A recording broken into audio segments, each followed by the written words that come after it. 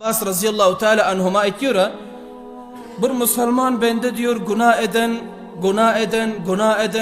eden, kamilen defterini günahdan dolduran amelnamasını. Keraman katibin bunun edenci günahlarını yazan, zina eden, şarap içen, yalan eden, gıybet eden, yazan defter dolan. Lakin son bu bende diyor, yüreğine birden tövbe geldi. Yüreğine birden pişmanlık geldi. Allah Tebarek ve Teala'nın beraberinde ağladı. Bende göz yaş döktü. Allah'a aytti ki ey benim Rabbim, günahdan iriktim, hatadan iriktim, hasta oldum. Ya Allah senden çok uzak düştüm. Ya Allah tövbe firak. Ya Allah indi beni özüne vasıl etkin, kurbat nasip etkin, tövbe nasip etkin. Ana şu bende ağlap dua etti mi? Allah Tebarek ve Teala diyor, Keraman katibindeki varaklar var ya yazılan, kamilen Keraman katibin zihninden çıkartıyor.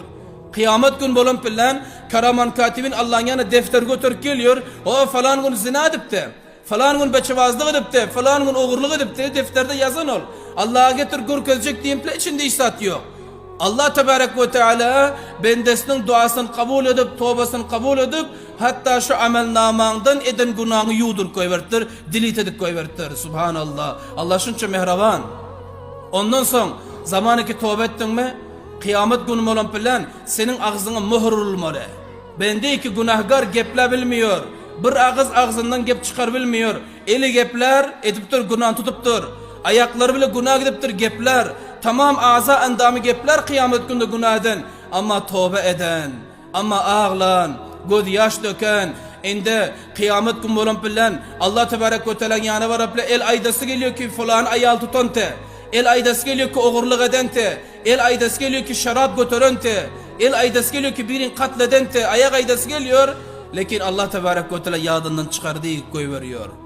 Eline maydı bilmiyor, ayağa maydı bilmiyor. Çünkü şu bendenin öz el bile eden günahlarını tövbe edente, ayak bile eden günahlarını tövbe edente, indi bunun tövbesi kabul olup, yankı el ayak tamam azalarının yadından çıktı, hiçbir günahın bedende kalmaptır ekene. Allah Teala şunca izzet veriyor kıyamette son.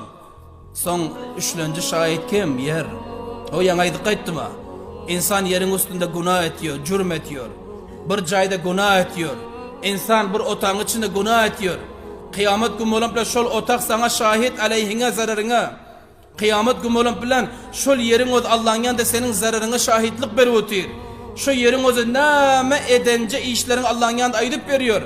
Kıyamet günü oldu. Senin Allah'ın yanına bardın. Indi şu yerdeki günah ediptin.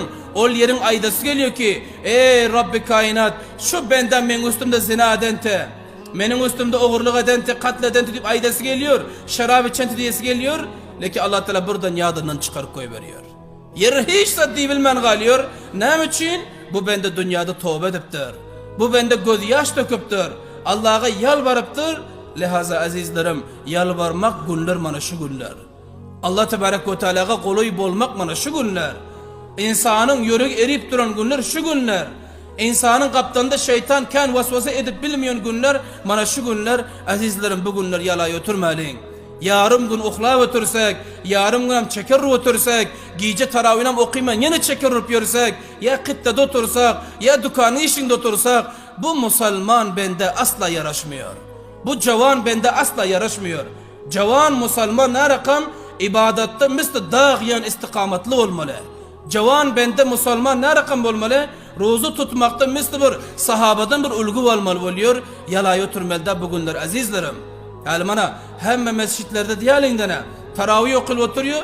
3'ten 1 nefer dışarıda kalmagal. Şokun, dükkanların içinde oturmak, yalay oturmak, ya kıttada oturmak, leddi oyna oturmak, WhatsApp, Facebook oyna oturmak. Bu zatlar bizlere yaraşmıyor. Bu ömrün ötü eder ama duvara gelmez afsus edip kalırız bizler.